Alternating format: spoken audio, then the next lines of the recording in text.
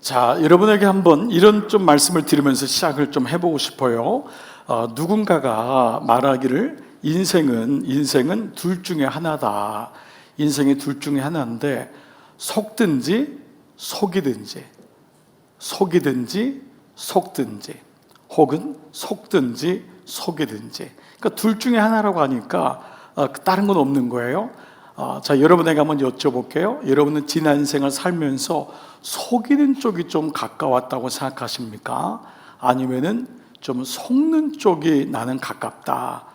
자, 둘 중에 하나라고 했으니까 다른 거 말고 여러분 가슴을 한번 속으로 한번 생각해 보세요. 나는 속이는 쪽에 좀 있었다. 사실 솔직히. 아니면 나는 좀 속는 편이었다. 자, 사실 모든 인생이 속이는 것을 원하는 사람은 없을 거예요. 참 이 인생이 너무 힘들어서 이런 말이 있다는 것 자체가 이렇게 참 좀 마음이 좀 그렇죠? 좀 슬프지만은 우리 모두가 속이는 자가 되고 싶은 사람은 없을 겁니다. 그러다 보니까 또 속는 자가 되는 게 인생일진데, 자, 그런 가운데 성경에는 속이는 자라는 이름을 가진 사람이 등장합니다. 바로 야곱이라는 사람입니다.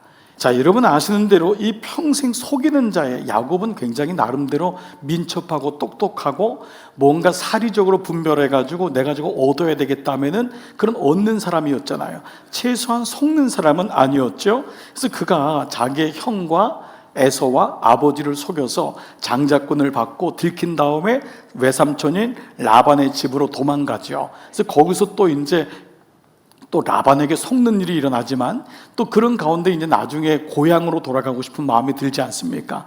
그래서 모든 재산들을 끌고 모든 가족들, 그 자녀들을 데리고 이 야복강을 건너게 되는데 거기서 여러분 기도했던 장면 여러분 기억하시죠? 그래서 거기서 천사와 조우하는 그 말씀이 창세기 32장 말씀이에요. 같이 한번 읽을게요. 시작. 그 사람이 그에게 이르되 내 이름이 무엇이냐? 그가 이르되 야곱이니이다. 그가 이르되 내 이름을 다시는 야곱이라 부를 것이 아니요 이스라엘이라 부를 것이니 이는 내가 하나님과 및 사람들과 겨루 이겼음이니라. 자, 우리는 이 말씀을 가지고 하나님하고 사람하고 이겼네, 승리했네 해서 많은 사람들이 이것을 야복강 기도회 같은 또 이런 걸로 만들어서 야곱처럼 전심으로 기도해서 성취하고 이뤄야 돼, 이겼다고 그랬잖아 라고 하지만 사실은 이 의미는 그런 의미가 아닙니다. 훗날 야곱은 여러분 이 세겜 땅에 이제 정착을 하는 과정에서 세겜 땅하고 부닥칠 때 야곱은 이미 그때 나이가 좀 들었던 것 같아요. 그의 12아들들이 세겜 민족 추장들을 다 속이지요.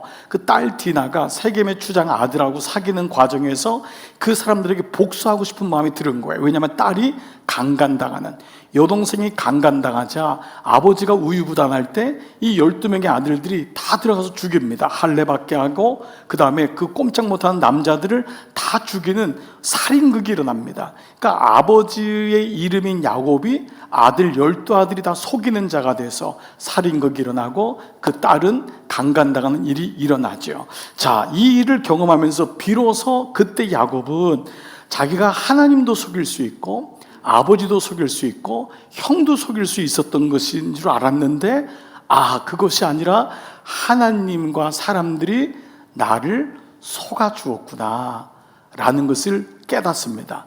그래서 그때 했던 그 유명한 고백이 뭐냐면 바로 베델로 올라가자 라고 하는 고백입니다. 이때 비로소 야곱은 하나님과 만나게 되죠. 야복강에서의 그 만남은 그냥 자기가 어떻게든지 재산을 지키고 싶고 형 에서에게 용서받고 싶은 그 마음이었지 하나님과 만남이 아니었어요. 그렇기 때문에 오늘 이 하나님의 속아주심, 그것이 베델로 올라가자 처음에 하나님을 만났던 그 첫사랑을 회복하자. 그래서 이 하나님의 속아주심, 조주심이 바로 십자가 사건의 예표가 되는 것입니다. 그 십자가는 하나님의 조주심이 되는 거예요.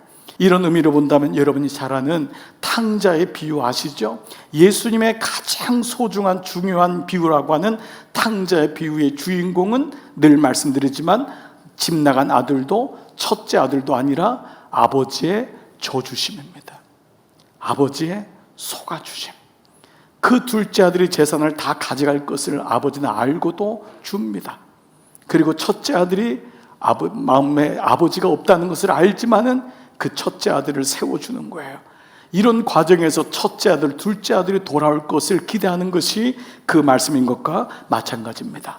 자, 이런 맥락에서 오늘 말씀은 이어집니다. 자, 예레미야의 주제가 뭐였죠? 돌아오라, 제발 돌아오라. 그러나 이스라엘 백성들은 듣지 않는 거예요. 또 들리질 않는 거예요. 그렇게 애간절을 태우는데 여러분 어떠세요? 하나님이 우리 자녀는 하나님의 선물이기도 하지만 우리 그 농담으로도 얘기하잖아요. 하나님의 소소한 복수라고. 니도 키워보라는 거 아니에요. 너도 안 돌아왔잖아. 여러분 별로 안 웃으시네요. 여러분 우리가 애들 보러 목사님 어떻게 제 배에서 이런 애가 나왔는지 몰라요. 집사님 보세요. 그냥 집사님 거울 보세요. 뭘 자꾸 얘기해요. 아멘. 네, 오늘 말씀 끝. 네, 이거 하나만 여러분 아셔도 여러분 정말 그렇잖아요. 이스라엘 백성이 안 들리는 거예요. 여러분도 그럴 때 있지 않나요? 특별히 남편들도 나이가 들어서 비로소 깨달은 분이 많이 있는 것 같아요. 다 뭐로 들리죠?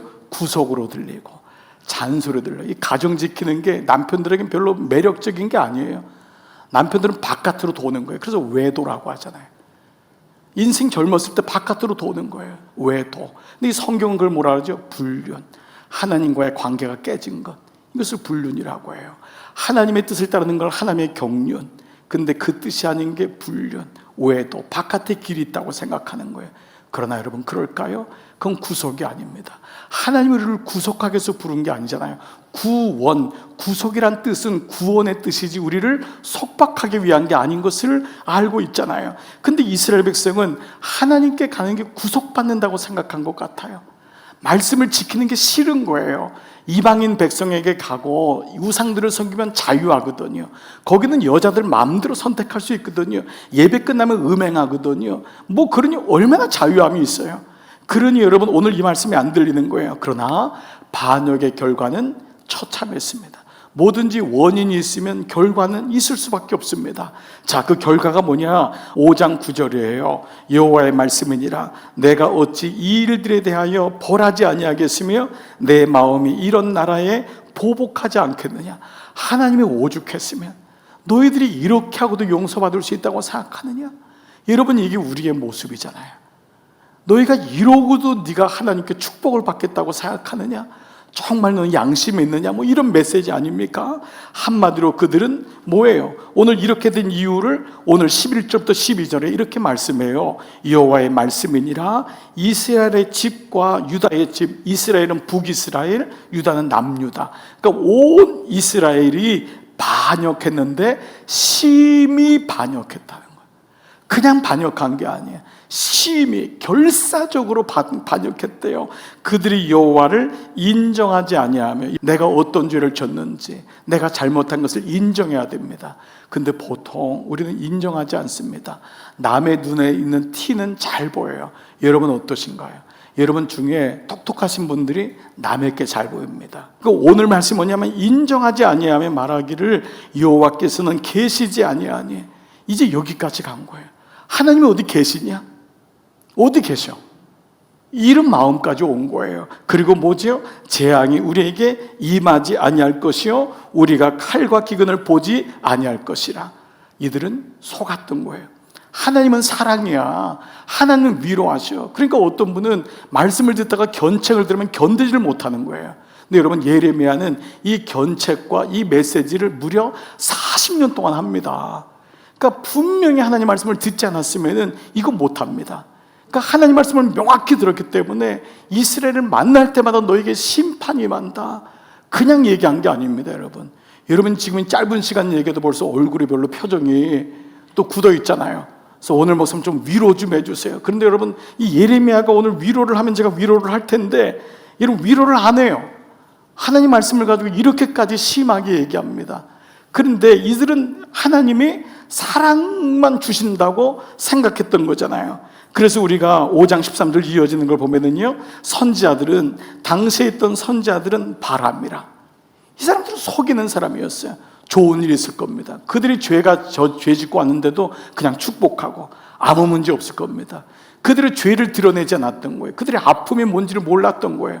그래서 일주일에 예배 드린 다음에 6일 동안 행음한 다음에 불륜 저지르고 외도한 다음에 왔는데도 또 축복하고, 그러니까 그 나라 백성들은 뭐예요? 모르는 거예요. 그래서 계속적인 말씀 보세요. 말씀이 그들의 속에 있지 아니한즉, 선자들의 마음속에 말씀이 없으니까 그같이 그들이, 백성들이 당하는 겁니다. 부모가 말씀이 없으면 자녀가 당하고, 목사가 말씀이 없으면 성도가 당하는 거예요.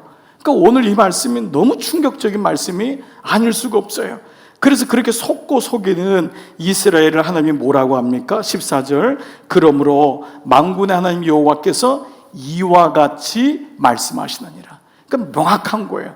이와 같이 말씀하신다. 뭐라고 말씀하시죠? 너희가 이 말을 하였은즉 볼지어다 내가 너 입에, 예레미야의 입에, 내 입에 있는 나의 말을 불이 되게 하고. 그러니까 보통 불이라는 것은요, 어떤 이 회개도 일으키고, 신약에 와서는 성령의 불이라고도 하잖아요. 하나님의 은혜를 가리킬 때도 있거든요. 불 같은 은혜. 근데 여기서의 불은 뭐죠? 소멸하는 불입니다. 심판의 불. 그러니까 우리에게는 하나님 말씀은 우리를 정말 회개하게 하고 하나님의 뜻에 순종하게 하는 자에게는 생명의 불이 되지만은, 그 말씀을 계속 거부하고 그 말씀을 알지 못하는 자에게는 결국 심판의 불이 된다라는 것을 말씀하세요. 그래서 지금 예레미야에게 너의 입에 있는 그 말을 불이 되게 해서 너희 백성들을 나무가 되게 하겠다. 그런 나무에 불이 닿으면 뭐 남아있는 게 있겠습니까? 그러니까 이게 예레미야의 사명이었고 오늘 이 말씀을 얘기하고 있어요. 그래서 여러분이 15절부터요 17절까지 보면은 이방 민족에 의한 심판이 예언돼. 북쪽에서부터 그 너희가 알지 못하는 언어를 가진 바벨론, 그 백성들이 내려오게 될 것이다. 그 내려왔는데 그들이 얼마나 초토화시킬 건지를 얘기하는 게 17절까지고, 그 가운데 이제 18절 하나만 남은 거잖아요. 자, 그런데 이렇게 그들이 스스로의 죄에 대해서 인정하지 못하고 항복하지 못하는 근원적인 문제가 뭐였죠? 우리 지난 주일날 말씀 기억하시죠? 2장 13절에 있는 말씀, 이스라엘 백성이 두 가지 악을 저질렀다고 했죠. 자, 뭐였죠? 두 가지 악, 내 백성이 두 가지 악을 행하였나니, 첫 번째는 생수의 근원 되시는 하나님을 버린 거예요. 생수의 근원 되는, 우리가 이 근원 되는 버린 것을 지난 주일날 말씀을 통해서 배웠습니다. 주일날 예배 빠진 것, 이게 아닙니다. 봉사 안 한 것, 이거 아닙니다. 헌금 안 한 것, 이거 아닙니다. 이게 뭐죠? 말씀 없이 산 것. 말씀 없이 산 것이 나를 떠났다 그랬어요. 그러니까 말씀이 안 들리면은 다른 길로 가는 거예요. 그래서 말씀의 도라고 합니다. 말씀의 길. 그 말씀의 길이 없으면은 다른 길, 그것을 외도라고 하는 거예요. 그게 바로 성경에서 계속적인 우상 숭배, 우상 중독이 오고, 실제로 우리의 삶에도 신앙만이 아니고 삶도 그렇게 갑니다. 그래서 오늘 이 말씀이 나를 버린 것과, 또 두 번째 뭐냐면 하나님 없이 스스로 웅덩이를 파는데 그 웅덩이가 밑이 터진 웅덩이라는 거예요. 참 기가 막히죠. 그렇게 애를 썼는데, 만약에 누군가가 인생을 마무리할 때 하나님, 내가 평생 웅덩이를 팠는데 밑이 터진 웅덩이였습니다. 그렇다면 여러분 기가 막히잖아요. 이 두 가지 모습이 이스라엘의 현 주소였던 거죠. 이거를 깨달으라는 것입니다. 이거를 인정하는 게 예배입니다. 그때 위로가 진정한 위로가 될 줄 믿습니다. 자, 그런데 하나님의 본심은 여기서 끝나지 않습니다. 하나님은 매를 드는 게 목적이 아닙니다. 부모가 자녀를 때리는 게 목적인 부모가 어디 있겠습니까? 하물며 하늘에 계신 아버지께서 그러하지 않겠습니까?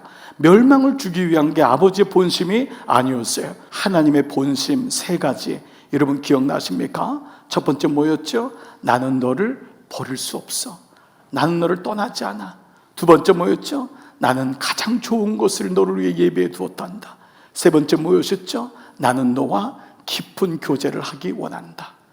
그냥 주일말에만 있는 것이 아니라 매번 매 시간마다 나는 너와 동행하기를 원한다. 이것이 하나님의 본심 세 가지였잖아요. 그래서 오늘 본문은 다시 여운을 주면서 끝난 게 아니다. 아무리 북방에서 와도 그 중에서도 나는 구원을 이룰 거다라는 것이 18절 말씀이에요. 다 같이 읽겠습니다. 시작. 여호와의 말씀이니라. 그때에도 내가 너희를 진멸하지는 아니하리라. 이게 아버지의 마음이었던 거예요.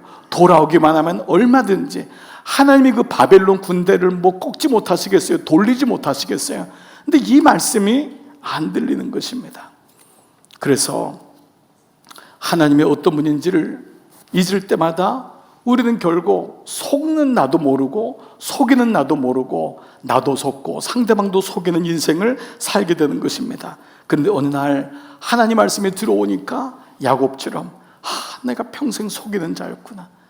그리고 내가 똑똑한 줄 알았더니 평생 속는 사람이었구나 라는 것을 깨닫게 되고, 하나님이 안 계신 것이 아니라 하나님이 속아주셨구나, 하나님이 줘주셨구나 라는 것을 깨닫습니다.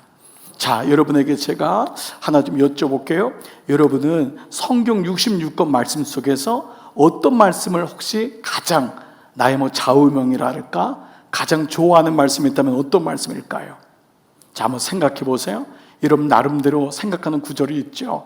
이제 많은 분들이 이런 이사야에 있는 말씀, 두려워 말라, 놀라지 말라, 41장 말씀 있잖아요. 아니면 요한일서의 말씀처럼 우리가 사랑하는 자인데 영혼이 잘된 같이 내가 범사에 잘되고 강건하기를. 어떤 사람은 요한복음 3장 16절, 어떤 사람은 범사에 감사하라, 기뻐하라, 여러 말씀들을 여러분 좌우명을 가졌을 거예요. 저에게도 말씀이 있어요. 창세기 1장 2절에 혼돈과 공허와 깊은 어둠에서 끝나지 않았습니다. 그래서 제가 그 다음에 가장 좋아하는 구절은 창세기 1장 3절 말씀입니다. 바로 이 구절입니다. 하나님이 가라사대 이르시되 빛이 있으라 하시니 빛이 있었고. 저는 이 말씀 때문에 너무 감격하고 주님 앞에 정말 울 수밖에 없었어요. 나는 공허요, 나는 어두움이요, 나는 혼돈이었는데 하나님 말씀하시면 되는구나, 하나님 말씀을 따라가면 되는구나, 따라가지 않으면은 나도 속고 남도 속고 평생 이렇게 사는구나, 이것을 알았던 사도 요한은 요한복음 1장 1절과 14절에서 태초에 빛이 계시니라. 태초에 빛이 있었는데 이 빛이 준 게 뭐냐면 말씀이었단 말이에요. 이 말씀이 하나님과 함께 계셨으니 이 말씀이 곧 하나님이시니라. 그런데 더 놀라운 거는요, 요한은 이 말씀이 육신이 되어 예수 그리스도가 인간의 모양을 가지고 이 땅에 우리를 구원하시기 위하여 육신이 되어 우리 가운데 거하심에 우리가 그의 영광을 보니 아버지의 독생자의 영광이요 은혜와 진리가 충만하더라. 그렇습니다. 이때 비로소 가짜에서 나올 수가 있는 겁니다. 이때 비로소 진짜가 무엇인지를 알게 되더라고요. 이때 비로소 세상이 어떠한지를 알게 되고, 이때 비로소 내가 헛똑똑이었구나 깨닫게 되는 것입니다. 말씀이 없으면 우리는 다 이중신앙과 혼합신앙에 빠집니다. 하루는 주님을 위해서 주님 날 도와주세요라고 얘기했지만 6일 동안은 내 힘으로 삽니다. 그래서 속입니다. 여러분 중에 여기 선생님이라고 속이지 않는 분이 있을까요? 선생님들도 고백하더라고요. 선생을 하는데도 너무 많이 속인대요. 학부모도 속여야 되고 교사끼리도 속여야 되고. 여러분 중에 정직한 직업을 다니면 속이지 않습니까? 직장생활 이만큼 하려면 속이지 않고 여러분 올 수가 없습니다. 여러분 이 정도 위치까지 오려면 속이지 않고 올 수가 없습니다. 가게 하시는 분 날마다 믿진다고 하지만 안 속이십니까? 매일마다 속이지 않습니까? 여러분 자녀를 키우면 안 속입니까? 자녀 양육하면 해서 대학교 갈래도 다른 애들 떨어뜨려야 돼요. 속여야 됩니다. 근데 알고 봤더니 내가 속는 인생을 살고 있었던 것입니다. 모두가 높은 산에 있는 욕망과 푸른 나무 밑에서 몰래 했던 행음이 우리 가운데 있었던 거예요. 이것이 말씀을 떠난 인생임을 말씀하고 있습니다. 얼마든지 하나님의 음성이 들리면 우리의 인생은 황무지 같은 인생, 속는 인생에서부터 이제는 속지 아니하고 참된 것을, 진짜를 의심하지 않고 가짜를 속지 않는, 따라가지 않는 인생으로 회복시킬 수 있다고 저는 믿습니다. 지난 인생 속에서 여러분의 삶에 속았던 일도 많았을 거예요. 너무 낙심하고 내가 이것밖에 안 되나. 또 어떤 분은 예수를 믿으면서 정말 똑똑하고 잘 나가는 것 같은데 어느 날 말씀이 들리니까 이렇게 살면 안 되겠구나 라는 마음도 들게 될 것입니다. 우리 모두는 사실 야곱 같은 사람입니다. 그래서 절망하고 넘어지고 무엇보다 신앙생활하면서 우리는 간극을 줄이지 못해서 몰래 하는 행음이 우리 삶 속에 있었음을 고백하게 돼요. 높이 오르고 싶은 욕망, 푸른 나무 밑에서의 행음, 이거 공동체가, 이 공동체가 뭐냐면 몰래입니다. 몰래의 마음이 우리 안에 있어요. 어떻게 하면 이 간극을 줄일 수 있을까요? 어떻게 하면 하나님과 동행하면서 날마다 그분의 뜻이 무엇인지를 물어보고, 주님, 제가 지금 속고 있나요? 속이고 있나요? 날마다 물어보면서 살아갈 수 있을까요? 지난 한 주간 우리는 이것이 들리는 말씀이 아니라 내가 묵상하는 말씀에서부터라고 했습니다. 우리는 그동안 속았습니다. 아니, 사실 여러분의 잘못이 아닙니다. 저 같은 목사들의 잘못 때문에 수많은 사람들이 안진뱅이로 신앙생활했어요. 앉아서 말씀을 들으면 그 말씀이 내 건 줄 알았습니다. 그런데 아니었습니다. 나에게 주시는 그 말씀은 내가 멈추어서 그 말씀 앞에 서야 됩니다. 그 시간을 10분, 생명의 10분, 기적의 10분이라고까지 얘기했습니다. 서지 못하는 나, 보채매 있는 나, 늘 분주한 나, 늘 피곤한 나, 그러다 보니까 말씀이 나를 견인하지 못하는 나를 보게 되었던 것입니다. 여러분에게 마지막 한 사람을 또 한 분 소개시켜주고 싶습니다. 이 사람은 성경에 나온 사람인데 왕입니다. 역대하 34장 31절. 역대에 나온 왕에 대해서 뭐라고 하냐면, 이 왕이 누군지 몰라요? 왕이 자기 처소에 서서 침실입니다. 백성들이 있는 데가 아닙니다. 신하들이 있는 데가 아니라 홀로 있는 처소에 들어가서 여호와 앞에서 언약을 세우되 마음을 다하고 목숨을 다하여 여호와를 순종하고. 저는 이 말씀을 다시 보면서 또다시 묵상이 되었어요. 순종을 하는데 마음을 다하고 목숨을 다해야지 순종이 된다는 것입니다. 순종은 이렇게 에너지가 필요한 것입니다. 영적 전쟁인 것입니다. 그 마음이 순종되려면 마음을 다하고 목숨을 다하여 여호와를 순종하고 그의 계명과 법도와 율례를 지켜 이 책에 기록된 언약의 말씀이 내 삶 속에 이루어지기를 그 왕은 간절히 원했어요. 이 왕이 누구냐면 예레미야와 동시대를 살았던 바로 요시야 왕입니다. 요시야는 16살에 하나님의 부름을 받고 26살에 종교개혁을 일으키면서 할아버지 므낫세가 50년 동안 초토화됐던, 75년 동안 아무도 찾지 않았던 말씀을 찾아서 그 말씀을 읽고 두려워 떨면서 자기 침실에 들어가 마음을 다하여 목숨을 다하여 하나님 순종하겠습니다, 그리고 이 말씀대로 살겠습니다 고백했는데, 이 요시야에 대해서 열왕기에서는, 열왕기하 23장 25절에서는 뭐라고 말하냐? 요시야와 같이 마음을 다하며 뜻을 다하며 힘을 다하여 모세의 모든 율법, 우리에게 바로 성경 말씀, 하나님 말씀을 따라 여호와께로 돌이킨 왕은 요시야 전에도 없었고 요시야 후에도 그와 같은 자가 없었더라. 이게 요시야입니다. 사랑하는 여러분, 우리 모두를 하나님이 요시야로 부르시는 거예요. 한 사람 찾기를 원하십니다. 대단한 일을 못해도 괜찮습니다. 여러분 대단한 헌신 못해도 괜찮습니다. 여러분 직분이 얕으셔도 괜찮습니다. 그게 중요한 게 아닙니다. 신앙의 연수가 짧아도 괜찮습니다. 오늘 처음 교회 나오신 분 괜찮습니다. 나이가 연약해도 괜찮습니다. 나이가 드셔도 괜찮습니다. 내 인생의 첫 시간 10분을 하나님 말씀으로 시작하겠다, 의지와 마음과 뜻을 다하여 오늘 정하십시오.